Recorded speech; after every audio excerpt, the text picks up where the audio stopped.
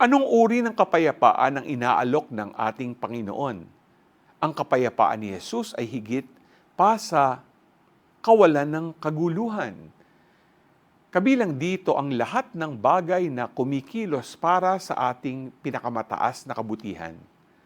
Ang diskarte ng mundo sa kapayapaan ay pag-iwas sa gulo at pagtanggi na harapin ang mga hindi kasiyasiyang bagay.